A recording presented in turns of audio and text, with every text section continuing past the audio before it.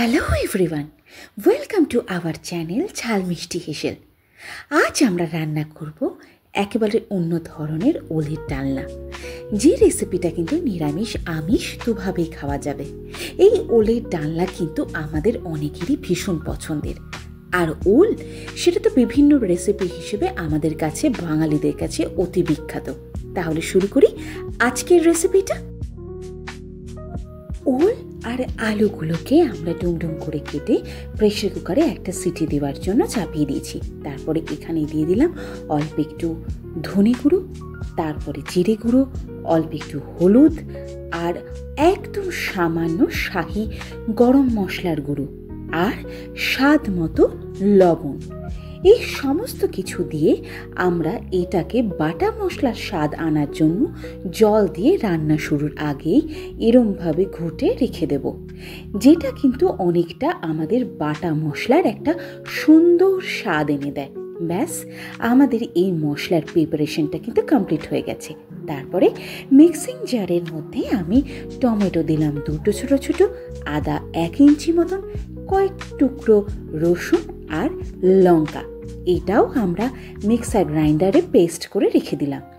এবার কড়াইয়ের মধ্যে আমরা কিছুটা মাস্টার্ড অয়েল দিয়ে ওল আর আলুগুলো যেগুলো আমরা বয়েলড করে নিয়েছি সেই ওল আর আলুগুলো কড়াইয়ের মধ্যে দিয়ে দিলাম। এবার কড়াইয়ে কিন্তু আমি এই জিনিসগুলোকে ভালো করে হালকা আঁচে ভাজতে লাগবো।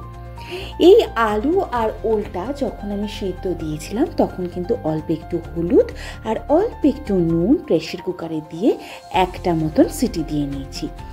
যেহেতু ওল আছে আর একটু তাড়াহুড়োর জন্য আমি কিন্তু প্রেশার কুকারে সিটি দিয়ে নিয়েছি। আপনারা চাইলে কড়াইতেও সিদ্ধ করে নিতে পারেন। আমাদের ওল আর আলুগুলো কিন্তু ভাজা হয়ে গেছে। এবার একটা পাত্রের মধ্যে এগুলো আমরা নামিয়ে রেখে দিলাম। তারপর কড়াইয়ে আর অল্প একটু মাস্টার্ড অয়েল দিলাম। মাস্টার্ড অয়েল দেওয়ার পর দিলাম কিছুটা গোটা জিরে, তারপরে তেজপাতা, তারপরে শুকনো লঙ্কা।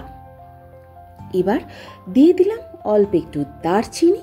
তারপরে ভালো করে জিনিসগুলোকে নাড়াচাড়া করব। একদম শেষে আমি এখানে 3টে এলাচ দিয়েছি। এই সমস্ত ফোড়নগুলোকে হালকা একটু ফ্রাই করে এর মধ্যে একে একে আমরা জিনিসগুলো দিতে থাকবো। এইবার যে পেস্টটা আমরা করেছিলাম সেই পেস্টটা দিয়ে দিলাম। এই পেস্টটা দেওয়ার পর পেস্টের যে কাঁচা গন্ধ আছে সেই কাঁচা গন্ধটা কেটে যাওয়া অবধি এটাকে আমরা ভালো করে একটু কষাতে থাকবো। এর মধ্যে এবার দিয়ে দেব অল্প একটু হলুদ আর একদম সামান্য পরিমাণে লবণ। যেহেতু ওই মশলার মধ্যে লবণ আছে তাই এখানে আমরা খুব অল্প লবণ দিলাম, এবং যে বাটা মশলাটা আমরা তৈরি করে রেখেছিলাম সেই বাটা মশলা কিন্তু এই সময় আমরা এর মধ্যে দিয়ে পুরো জিনিসটাকে কষাতে লাগবো। এটা কিন্তু একটা ট্র্যাডিশনাল রেসিপি, যেটা কিন্তু আমাদের বাঙালিদের ভীষণ প্রিয়। আবার খাওয়ার সময় কিন্তু একটু লঙ্কা একটু লেবু দিয়ে এই ডালনা কিন্তু খেলে মুখটা পুরো ছেড়ে যায়। এবার দিয়ে দিলাম সামান্য একটু চিনি, পুরো স্বাদটাকে যাতে সুন্দর একটা ব্যালেন্স থাকে তাই দিয়ে দিলাম অল্প একটু চিনি। এবার মশলাটা প্রায় কিন্তু আমাদের ভাজা ভাজা হয়ে এসছে। মশলাটা ভাজা ভাজা হয়ে গেলে এর মধ্যে আমরা যে ওলগুলো আলুগুলো রেখেছিলাম সেই ওল আর আলুগুলোকে ভাজা জিনিসগুলোকে এর মধ্যে দিয়ে দিলাম। এবার মশলার সাথে ওল আর আলুগুলোকে ভালো করে একটু গামাখা গামাখা বা একটু কষাবো বলা যায়। এটা কষানোর সময় কিন্তু আমি ফ্লেমটাকে একদম মিডিয়াম টু লো করে নিয়েছিলাম।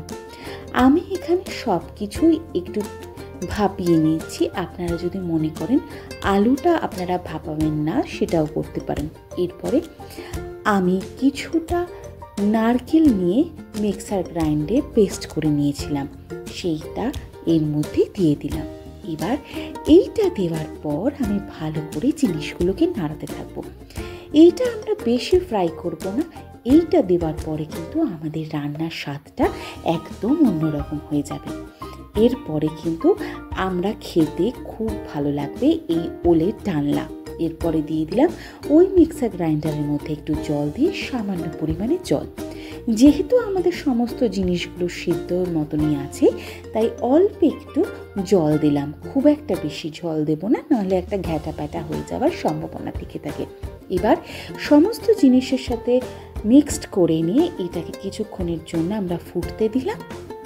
ফোটা হয়ে গেলে আমি এখানে একটু ঝোল ঝোল রাখলাম, যেহেতু ওল এমনিতেই একটু টেনে যায় ঝোলটা, তাই একটু ঝোল ঝোল রাখলাম। তারপরে দিয়ে দিলাম গরম মশলা গুঁড়ো নামানোর আগে।